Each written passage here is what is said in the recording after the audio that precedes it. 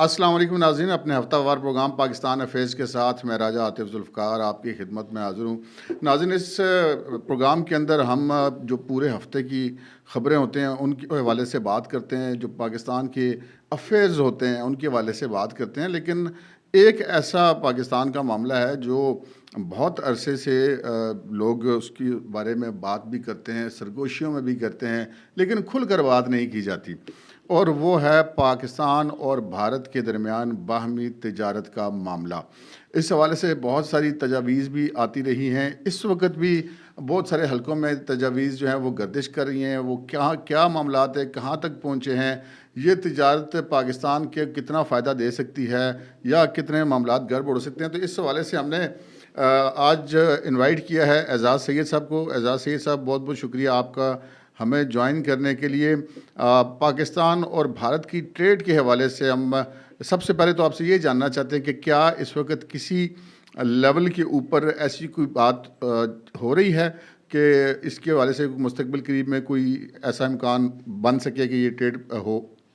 راج صاحب، بہت بہت شکریہ۔ راج صاحب، ایک تو بہت اہم ٹاپک ہے جو آپ نے چنا ہے، اور مجھے خوشی ہے کہ آپ نے مجھے بلایا اس پہ۔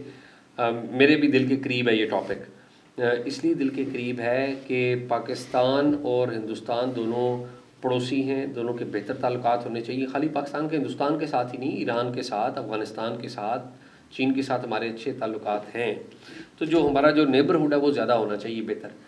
ہندوستان کے ساتھ اس لیے کہ ہندوستان وہ علاقہ ہے یا وہ ملک ہے جس سے الگ ہو کر ہم پاکستان بنے ہیں، اور ہم دونوں ملکوں میں جو لینگویج ہے ایک دوسرے کی ہم جانتے ہیں۔ چین کے ساتھ ہمارے تعلقات ہیں، لیکن چین کی جو لینگویج ہے یا زبان جو ہے وہ ہم نہیں جانتے۔ ہندوستان پوری دنیا میں سب سے زیادہ تیزی سے ترقی کرنے والی معیشت بن چکا ہے، اس میں کوئی شک نہیں ہے۔ آپ کو پتہ ہے کہ میں ہندوستان میں تھا جولائی 2023 میں، اور جو میں نے ہندوستان دیکھا 2023 میں، اس سے پہلے میں 2006 میں بھی گیا تھا، تو جو 2006 کا ہندوستان تھا اور جو 2023 کا ہندوستان ہے یا 2024 کا ہندوستان ہے، وہ آل ٹوگیدر ڈفرینٹ ہے۔ ہندوستان میں ایک بہت بڑی تعداد میں مڈل کلاس ڈیولپ ہو چکی ہے، وہاں پر معیشت بہت آگے جا چکی ہے، انہوں نے اپنے ٹیکسیشن کے سسٹم کو بہت زیادہ فعال کیا ہے، وہاں پر جو لوکل سسٹم ہے، سیوک سسٹم، وہ بڑے کافی بہتر کر لیے ہیں، 100% تو نہیں لیکن روڈز بڑی ڈیولپ کر لی ہیں، ٹرانسپورٹ سسٹم بڑا ڈیولپ کر لیا ہے، جو ان کی ایگریکلچر ہے، زراعت جسے کہتے ہیں، وہ زراعت کو مارکیٹ تک، منڈیوں تک پہنچانے کا انہوں نے باقاعدہ ایک پلان تیار کیا ہے جس کے تحت وہ کام کر رہے ہیں۔ اگر آپ لاہور اور امرتسر کا فرق کریں، دیکھیں تو پاکستان سے اگر لاہور سے آپ امرتسر جائیں تو 10 منٹ کا فاصلہ ہے، 20 منٹ کا فاصلہ ہے، لیکن آپ دیکھیں صرف سرحد آپ کراس کرتے ہیں تو 20 روپے آپ کی جیب میں ہو تو آپ ہندوستان میں بہترین اچھا کھانا کھا سکتے ہیں، لیکن وہی 20 روپے آپ کے پاس یہاں پر ہو تو آپ شاید ایک روٹی بھی مناسب نہیں خرید سکتے۔ اگر پاکستان اور ہندوستان کی تجارت شروع ہو جاتی ہے تو تجارت شروع ہونے کا بہت بڑا فائدہ پاکستان کو بھی ہے اور ہندوستان کو بھی ہے، یہ نہیں کہ ان کو فائدہ نہیں ہے، ہندوستان کو بھی ہے۔ ہم ٹماٹر خریدتے ہیں، ہم پیاز خریدتے ہیں، ہم دیگر زرعی اجناس خریدتے ہیں، بیرون ملک سے خریدتے ہیں، امپورٹ بل بہت بڑا ہوا ہے، لیکن اگر یہاں سے دروازے کھل جاتے ہیں تو آپ پاس سے یہ ساری چیزیں سستے داموں خرید سکیں گے۔ اور اس سے بھی بڑی بات ہے کہ اگر آپ وہاں پر دروازے کھولتے ہیں تو آپ کے ہاں اگر گاڑیاں اگر وہ بیچنا شروع کر دیں یا موٹر سائیکل بیچنا یہاں پر شروع کر دیں تو آپ کی جو موجودہ گاڑیوں کی قیمتیں ہیں وہ دھڑام سے نیچے گر پڑیں گی، وہ اتنی سستی گاڑیاں ہیں۔ ایک فارچونر گاڑی جو 1 کروڑ 1.25 کروڑ سے اوپر کی گاڑی ہے، وہ وہاں پر 35 لاکھ روپے میں مل رہی ہے، اور زیادہ اچھے سپیکس کے ساتھ وہاں پر مل رہی ہے۔ اور بھی بہت ساری میں ایگزامپلس دے سکتا ہوں، کھانے سے لے کر گاڑی تک، ادویات تک، انہوں نے بہت زیادہ اپنے آپ کو گرو کیا ہے، کاروبار کیا ہے۔ اور ایک چیز جو بات میں ضرور کہوں گا وہ یہ ہے کہ دیکھیے ہندوستان اور چین کی لڑائی پاکستان اور ہندوستان کی لڑائی سے زیادہ سیریس ہے، ٹھیک ہے؟ وہ جنگ بھی لڑ چکے ہیں، ہم بھی لڑ چکے ہیں، لیکن اس وقت ہندوستان اور چین کی جو ٹریڈ ہے وہ سب سے زیادہ ہے۔ حالانکہ اس وقت بھی ان کی اب بہت شدید قسم کے سرحدی تنازعات موجود ہیں. بالکل ٹھیک بات ہے، سرحدی تنازعات ہیں، لیکن اس کے باوجود چین جو ہے وہ بھارت کے ساتھ ٹریڈ کر رہا ہے. اور فرینکلی اسپیکنگ یہ ابھی اسحاق ڈار صاحب نے اسٹیٹمنٹ دیا کہ جی ہم جائزہ لیں گے بھارت کے ساتھ تجارت کھولنا. بھائی آپ نے جائزہ نہیں لینا، انہوں نے بھی جائزہ لینا ہے. ہم تو جائزہ کیا لیں گے، ہمیں تو ضرورت ہے. لیکن وہاں پر بھی الیکشن ہو رہا ہے، وہاں پہ اپریل میں الیکشن ہے، وہاں پہ بی جے پی فرنٹ رنر ہے وہاں پہ. تو ظاہر ہے ابھی تو شاید ہندوستان کی طرف سے فوری کوئی اس کا ری ایکشن نہیں آئے گا، لیکن مجھے لگتا یہ ہے کہ اگر بی جے پی آ جائے گی، جو لگ یہ رہا ہے پاکستان میں بیٹھ کے جو ہم دیکھ رہے ہیں کہ وہاں پر نریندر مودی دوبارہ پرائم منسٹر بن جائیں گے. اور اگر نریندر مودی پرائم منسٹر بن گئے تو میری آپ یاد رکھیے گا، لکھ لیجئے میری بات، اگر مودی صاحب وہاں پہ دوبارہ پرائم منسٹر بن گئے تو پھر مجھے لگتا ہے کہ اس دفعہ مودی صاحب کا ٹینیور جو لیگسی کا ٹینیور ہوگا، یعنی کہ ان کو اس بات کا فکر ہوگا کہ میں نے چھوڑ کے کیا جانا ہے، تو وہ بڑے بڑے کام کریں گے. اور سب سے بڑا کام مجھے لگتا ہے کہ وہ رسک لینے کی پوزیشن میں ہیں، وہ پاکستان کے ساتھ رسک لیں گے اور وہ میرے خیال میں چیزیں ٹھیک کر سکتے ہیں کی صلاحیت بھی رکھتے ہیں. شاہ صاحب ایک چیز جو میں نے بھی فیل کی، اور وہ موجودہ ہماری جو اسٹیبلشمنٹ ہے اس کی کیا سوچ ہے وہ تو مجھے اندازہ نہیں ہے، لیکن جو ہماری اس سے پہلے کی اسٹیبلشمنٹ تھی جو اب موجود نہیں ہے، وہاں پر میں نے اس کے کچھ لوگوں سے میری جب ماضی میں کو ملاقاتیں ہوئیں تو میں نے یہ فیل کی کہ وہ اس چیز کی فیور میں تھے کہ پاکستان اور انڈیا کے بارڈر ٹریڈ کے لیے کھلنے چاہیے. اور ہم نے دیکھا بھی کہ جنرل باجوہ نے وہ کرتارپور بارڈر وغیرہ کھولنے میں بھی ایک رول پلے کیا، سدھو وغیرہ کو بھی بلایا. لیکن اس کے بعد وہ کون سی اہم وجہ ہے کہ اس معاملے میں یہ دونوں ممالک ابھی تک پیش رفت نہیں کر سکے؟ دیکھیے اس معاملے میں ٹریڈیشنلی ہمیں یہ ماننا پڑے گا کہ پاکستان کی اسٹیبلشمنٹ ایک بڑا چیلنج رہی ہے. اور پاکستان کی اسٹیبلشمنٹ کے ساتھ ساتھ جو ملیٹنٹ آرگنائزیشنز تھیں وہ ایک بہت بڑا چیلنج رہی ہیں. آپ کو پتہ ہے جہادی تنظیمیں، عسکریت پسند تنظیمیں وہ یہاں پر بڑی ایکٹیو رہی ہیں. دیکھیے راجہ صاحب کہ ہم جو ہے نا کسی چیز کی اچھائی کو نہیں دیکھتے. اب بہت سارے لوگ اس وقت جنرل باجوہ کے اوپر تنقید کرتے ہیں اور خواہ مخواہ بھی تنقید ہوتی ہے، ٹھیک ہے، اگر کوئی ان کی بہت ساری پالیسیوں سے ہم اختلاف بھی کر سکتے ہیں، لیکن میں سمجھتا ہوں کہ جنرل باجوہ کو ایک بات کا کریڈٹ آپ کو دینا پڑے گا، اور تاریخ دے گی، آپ نہ بھی دیں تو آپ اور میں کیا ہیں، ہم کیا کر سکتے ہیں، لیکن تاریخ کا ایک جنرل باجوہ کا بہت بڑا کریڈٹ ہے. وہ کریڈٹ کیا ہے؟ جنرل باجوہ نے کرتارپور کھولا. جنرل باجوہ کی بڑی کلیئرٹی تھی، اور یہ کرتارپور میں ابھی پاسپورٹ آ گیا. یہ کرتارپور جنرل باجوہ نے جب کھولا تھا یہ پاسپورٹ کے لیے نہیں کھولا تھا، وہ ایریا کھولا گیا تھا کہ بغیر پاسپورٹ کے اپنا خالی آئی ڈی دکھائیں اور آ جائیں. ابھی تو انہوں نے کر دیا نا، وہ پرمیشن لینے کا کر دیا سارا سلسلہ.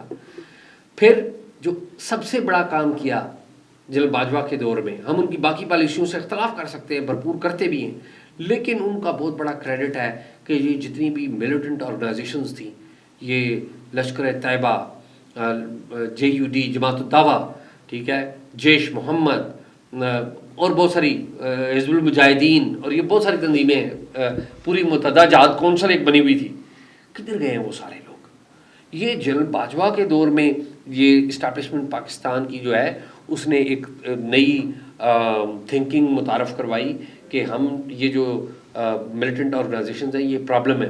اچھا، اور پھر ایک اور کام بھی ہوا. ایک تو یہ ہے کہ جنرل باجوہ کی خود کلیئرٹی تھی، ظاہر ہے وہ کلیئرٹی نہ ہوتی تو کرتارپور نہ کھلتا، ایک تو ان کی بڑی کلیئرٹی تھی. دوسرا ایک کام اور بھی ہوا کہ شاید ملٹری اسٹیبلشمنٹ، یعنی کہ آرمی چیف ہی اسٹیبلشمنٹ تو نہیں ہوتا نا، ملٹری کے اندر بھی ایک اسٹیبلشمنٹ تو ہوتی ہے.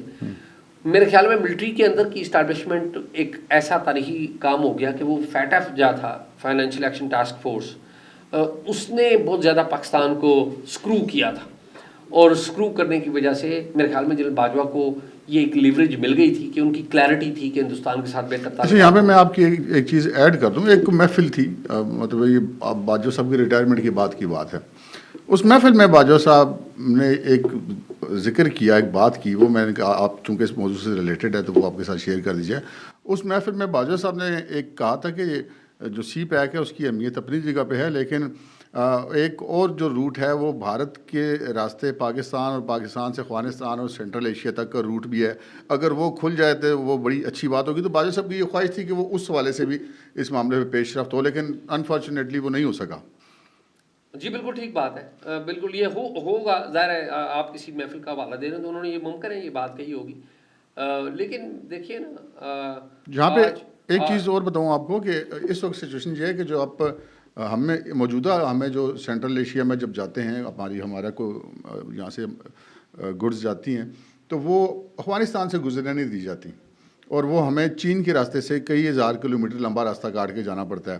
تو بھارت کا اثر و رسوخ یہ ہمیں ماننے میں کوئی یعنی کہ اعتراض نہیں ہونا چاہیے کہ بھارت کا اثر و رسوخ افغانستان کے اندر ہم سے زیادہ ہے، اور وہ ان کی وجہ سے وہ پاکستان کو وہاں سے راہداری نہیں دی جاتی افغانستان کے اندر سے. دیکھیے ہندوستان کی جو ڈپلومیسی ہے وہ بڑی تیز ڈپلومیسی ہے، اس کو ماننا پڑے گا. ہندوستان میں جو ان کی وزارت خارجہ ہے MEA ministry of external affairs, وہاں پر ایک جوائنٹ سیکرٹری ہیں جے پی سنگھ ان کا نام ہے، سینئر آفسر ہیں. یہ جے پی سنگھ پاکستان میں بھی رہ چکے ہیں، اور یہ پاکستان، ایران، افغانستان کا جو ڈیسک ہے وہ دیکھتے ہیں اس کو. اور ہندوستان کی جو ایمبیسی وہاں پر کھلی ہے افغانستان میں، یہ جے پی سنگھ اور انڈین ڈپلومیسی کی وجہ سے کھلی ہے. پاکستان کے سسٹم کو جے پی سنگھ بڑا جانتے ہیں. جب بلاول گوا گئے تھے تو بلاول کو جس انڈین آفسر نے ریسیو کیا تھا وہ بھی جے پی سنگھ تھے. تو انڈین جو ڈپلومیسی ہے وہ بڑی اسٹرانگ ڈپلومیسی ہے، ہمیں سیکھنا چاہیے بہت ساری چیزیں. میں سمجھتا ہوں کہ جو ہمارا ایک بڑا ہسٹورک مس ہوا نا، بہت بڑا مس، پتہ کیا ہوا؟ ہمارا ہسٹورک مس ہوا 2017 میں نواز شریف صاحب کا ڈپارچر. یعنی کہ باجوہ صاحب آتے ہیں اور نواز شریف صاحب کے خلاف آلریڈی ایک سسٹم جو ہے وہ چل رہا تھا جنرل نواز شریف کے دور سے، کہ نواز شریف صاحب کے خلاف. اور وہ باجوہ صاحب ابھی میرے خیال میں اس وقت سچویشن شاید سمجھ رہے تھے، یا وہ ملٹری کے اندر جو اسٹیبلشمنٹ کے اندر آلریڈی ایک پالیسی چل رہی تھی. تو اگر آپ ذرا آپ امیجن کریں، بلکہ ری امیجن کریں کہ آرمی چیف جنرل باجوہ ہوتے اور پرائم منسٹر ہوتے نواز شریف، اور نریندر مودی پاکستان میں آتے ہیں. آپ کو پتا ہے دسمبر میں آئے تھے، دسمبر 2016 میں آئے تھے، وہ پاکستان میں آئے تھے. ٹھیک، تو things would have been lot more different. یہ ظلم ہوا جو نواز شریف صاحب کو ایٹ دیٹ ٹائم نکالا گیا، وہ بڑا ظلم ہوا.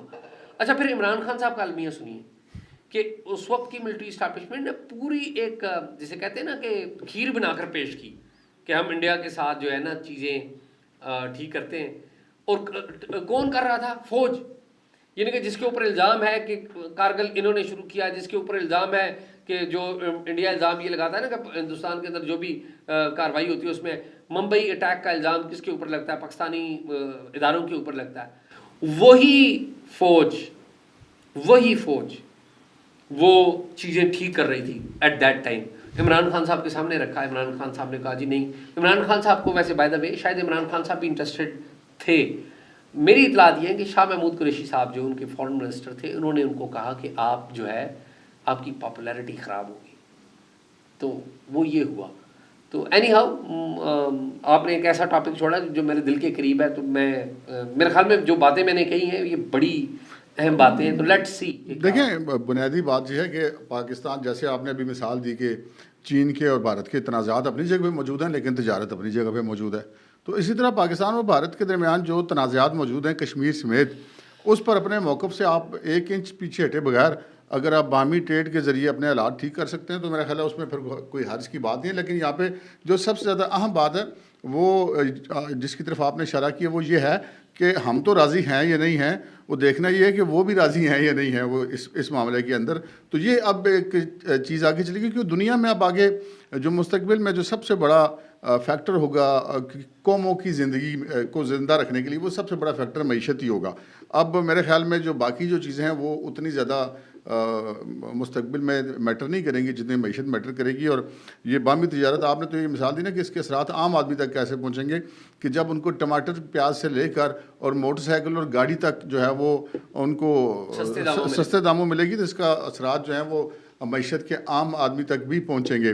تو یہ اس وقت صورتحال ہے. تو شاید جی یہ بتائیں کہ جو اسحاق ڈار نے یہ بات کی ہے آپ تو مطلب فارن افیئرس کو بھی کور کرتے ہیں اور بھی پارلیمنٹ کو بھی کور کرتے ہیں، تو کیا پاکستان کی جو دیگر اس وقت سیاسی جماعتیں ہیں وہ بھی کچھ اس طرف ان کا ٹلٹ ہے، یا ابھی ہنوز دلی دور است؟ دیکھیے، جو بھوک ہے نا، بھوک سارے فیصلے کروا دیتی ہے۔ یہ آپ دیکھ رہے ہیں کہ بھوک آ رہی ہے اس ملک میں، غربت بہت تیزی سے آ رہی ہے اس ملک میں، مہنگائی جو ہے وہ بہت تیزی سے اوپر جا رہی ہے، عام آدمی کا جینا دوبھر ہو رہا ہے۔ جو افراد جو ایک بہت محدود سا گروپ ہے جس کو شاید مہنگائی کا نہیں پتہ لگتا، لیکن ایک بہت بڑا طبقہ ہے، اور اس میں اب آپ کو بتاؤں کہ یہ ہماری ملٹری بھی ہے۔ اب مہنگائی کی جو ہیٹ ہیٹ ہے۔ ہے وہ ملٹری کو بھی لگ رہی ہے۔ تو میرا یہ خیال ہے کہ یہ جو بھوک اور کلائمیٹ چینج، دو چیزیں، یہ میرے خیال میں ہمارے وہ جو ٹیبوز ہیں نا وہ بھی توڑ دے گی، جو ماضی میں ہم نے ٹیبوز بنائے ہوئے تھے۔ بہت بہت شکریہ اعجاز سعید۔ ناظرین، آپ نے اعجاز سعید کی گفتگو سنی۔ اعجاز سعید چونکہ اس موضوع کے اوپر بہت گرپ رکھتے ہیں، تو اس لیے ہم نے یہ کوشش کی کہ ان سے اس حوالے سے ہم زیادہ سے زیادہ فیکٹس کو جان سکیں۔ بلا شبہ اس وقت جو پاکستان کے اندر جو ایک بہت بڑا مسئلہ ہے، وہ جو ہماری طرف بڑھتی ہوئی بھوک ہے، اس سے نمٹنا ہے، اور اس سے نمٹنے کے لیے تبھی کوئی دنیا میں کوئی بھی ملک ہو، پاکستان صرف نہیں ہے، وہ تبھی سروائیو کر سکتا ہے کہ جب اس کی ٹریڈ زیادہ بہتر ہوگی، اور اس کی ٹریڈ کے بہتر ہونے کے اثرات عام آدمی تک پہنچیں گے۔ دیکھتے ہیں کہ پاکستان میں اس حوالے سے مزید بہتری کب آتی ہے۔ اب تک کے لیے اتنا ہی۔ مجھے اور اعجاز سعید کو اجازت دیجیے۔ اللہ حافظ۔